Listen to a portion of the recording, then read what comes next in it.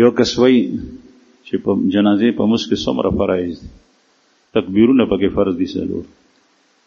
یو تپوس کړی دی چې د یوټیوب ګټه څنګه ده، د یوټیوب هټک ناجایز د پاره استعمالیږي او ناجایز ده.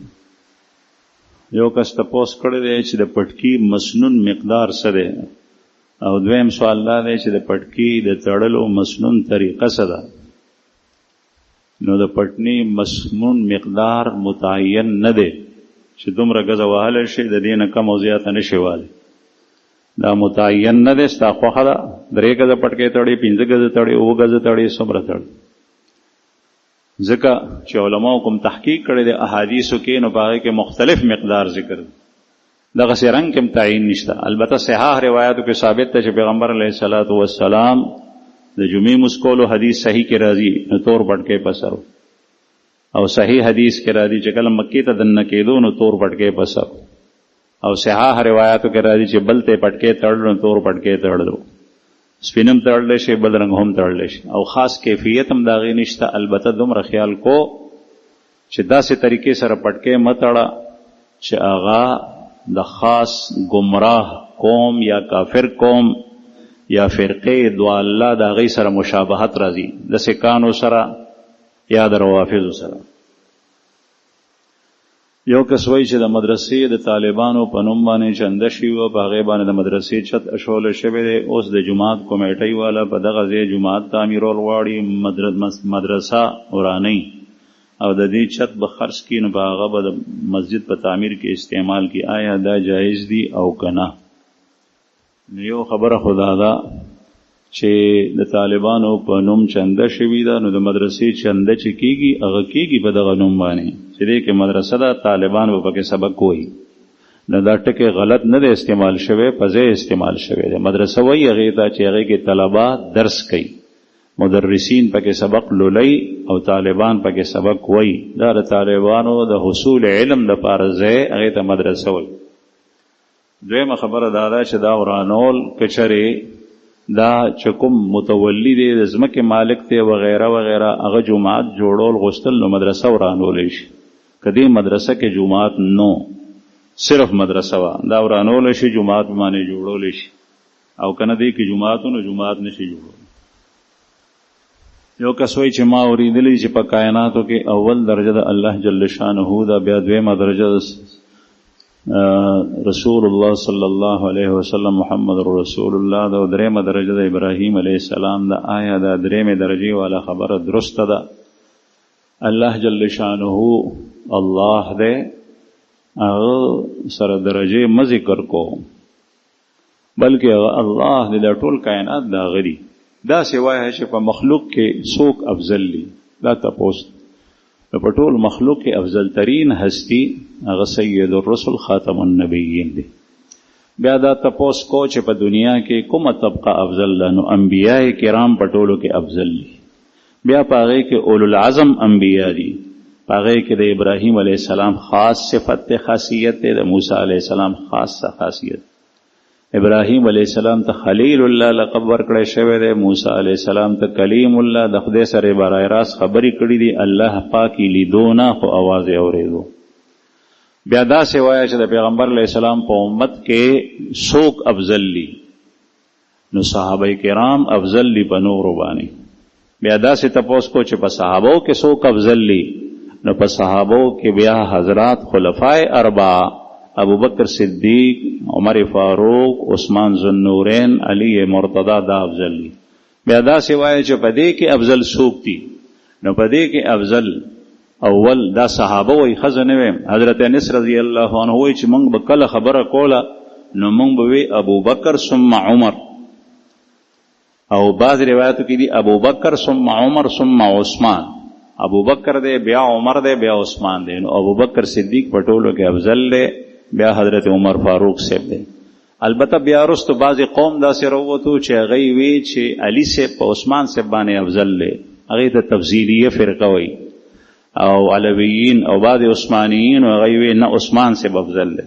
او د جمهورو ترتیب هم دغه دی، اول ابو بکر دی، بیا عمر فاروق دی، بیا عثمان ذوالنورین دی، بیا علی المرتضی دی رضی اللہ عنہ.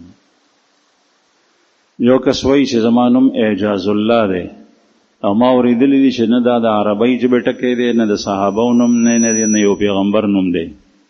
نو آیا اعجاز الله د یو صحابي یا د پیغمبر نوم شته؟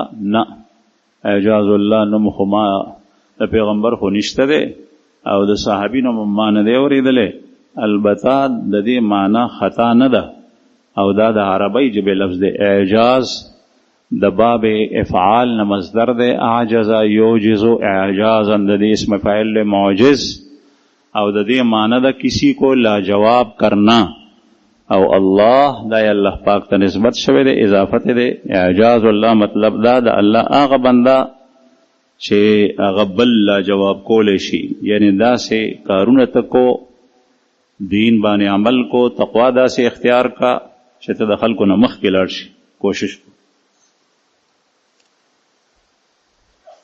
یو کس وایي چې سکول یا کالج یونیورسټۍ کې الکان او جنکۍ یو ځای په یو کلاس کې کینی او هلته سبق زده کوي، د دوی ناستې یو ځای وي. آیا دا ټیک ده او که نه؟ او بیا وایي که مور او پلار د دې اجازت ورکوي نو موږ خپله خور پرېښوی شو د مور او پلار په وجه. دا ټیک نه ده. د جنکو تعلیم د دې اجازت شته، لیکن شرعي حدودو کې دننه موږ مسلمانان یو. تا د دنیا تعلیم جایز دی، لیکن دا اجازت نه درکوي چې ته شرعي حدودو پولې ماتې کړي. او شرعاً د یو الک د پردی جنۍ سره د جنۍ د پردي او غیر محرم الک سره ناسته دا حرام دی. یو ځای چې کینی دا مخلوق نظام تعلیم دا حرام دی. که ستا پلار داسې کوي نو ته که وستې چلیږي نو ته ورته ووایه چې پلاره داسې مه کو، او که چېرې وستې نه چلیږي وینا ورته وکړه، بیا ته غلی شه، ځکه چې اولاد د هغه دی نو بیا ته ګناهګارېږې نه، ځکه چې تا خپله غاړه خلاصه کړي. یو کس تپوس کړی چې عالمان هم د خپلو مجلسونو ویډیو جوړوي، آیا دا ښه کوي که غلطه؟ ړومبی خو ته خپل خیال کو، بل باندې اعتراض مکو. مونږ سبق وی په مدرسه کې، سبق موی په اولا کې هم یا په ثانیه کې. زمونږ یو ملګری و، هغه به په هر یو چا باندې اعتراض کولو، ډېر خبرلوس. یو ځل یو غټ عالم راغلی و، نو مولانا اسفندیار خان صاحب نوم یو، کیدای شي په دې مجمع کې تاسو د چا د هغه نوم اورېدلی، کراچۍ کې او د سوات پښتون او کراچۍ کې غټ عالم د خپل زمانې، الله جل شانه دې جنتونه نصیب کړي. هغه موږ کولو بنوري ټاون کې، موږ یې کولو. نو زمونږ هغه ملګری ورته وایي نورالامین د هغه نوم و، هغه داسې عجیبه سړی و. زه استاد درولم، ما ته به یې وایي چې د ملګرو نه د صیغو تپوس کو د صرف. نو ما به ورته وایي چې وایه قاله کومه صیغه ده؟ نو قاله وصل کې قوله و متحرک ما قبل مفتوح و په الف سره بدل شو قاله شو. دو ما ته وایي زمړه خدای پاک د اسمان نه کلام نازل کړی دی، هغه کلام قدیم دی، پای کې قاله دی، او ته وایي د اصل کې قوله او دا کلو. نو هر یو څیز باندې به اعتراض کول. نو هغه مولانا صاحب خپو کې چلو وزرو دا نو خپې چې ایخې به په قاعده کې نو یو خیخ په ادرول په کار دی او دا ګسخ په پرته په کار ده. نو هغه د تکلیف د وجه نه دواړه خپې پرتې وي.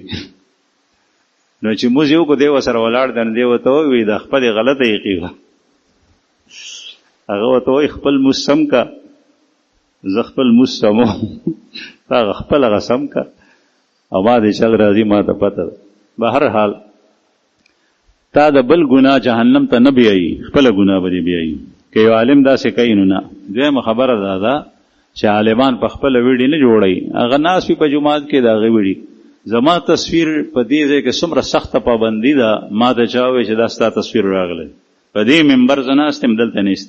او دې ځای کې څوک شیطان ناست دی، شیطان به ورته ځکه چې موږ منې کړي ده دی ناست دی دې طرف ته، او د دې ځای نه هغه تصویر ایستی دی، هغه یې راوستی دی. اوس په موبایل کې نو دا ورته ما ویلي چې تا کله دا تصویر ولیدو، زما تصویر دې ولیدو، ته وې چې وګوره اوله ما هم ویډیوګانې جوړوي، این تصویرونه وباس.